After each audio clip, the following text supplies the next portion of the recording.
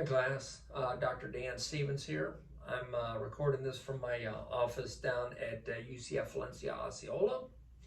Anyway, as I was working on my module this morning, module dealing with communication, it brought to mind a conversation that I had with a former boss from like 30 years ago. Now this is well before I was in academia, before I worked for government, even before I had my own international shipping company for 20 years. You know, it's a time when I was a young guy, let's just get my feet wet, kind of learning the ropes of the business, right? Anyway, so I'm this one particular day, I recall I was asked to call one of our valued customers. A big deal, right? You know, customers king in private sector. So be nice to customers. So I pick up the phone, I call, let's say, Mr. Smith, and I say, please tell Mr. Smith, I'm talking to his secretary, he's not in, please tell Mr. Smith I called. I'm thinking, okay, checked all the right boxes. I said, please, I was nice, I didn't start a fight with anybody, I didn't call anybody any names, you know, mission accomplished, right?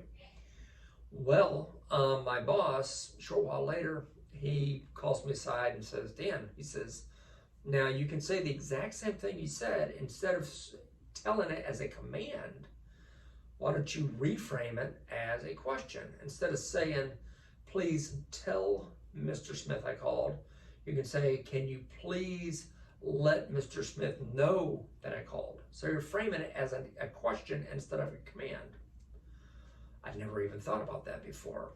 I was just a young guy, man. I had no clue, but you know, it made sense. I'm thinking, okay, I can see where that would be a little nicer than what I said before. I said please before, but admittedly, I did, you know, say the command as opposed to asking them.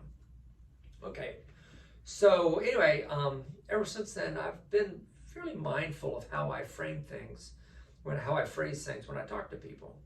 You know, fast forward to this day and age, 2023, where everybody is offended about something. You know, we're politically divided, everybody's complaining, whatever.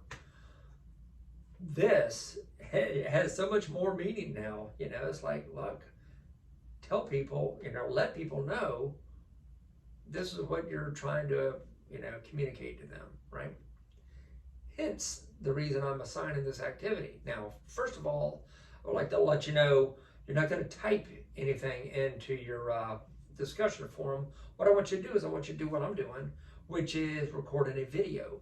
I want you to sit your camera up on your desk or in the back of your toilet or wherever it is you record your videos, and I want you to just speak. Like I've been babbling here for 3 minutes, unscripted, just telling a story.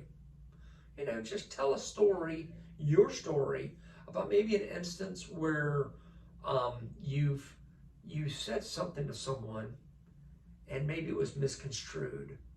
Maybe there was a communication breakdown, you know, and you were left wondering, scratching your head, what did I do wrong?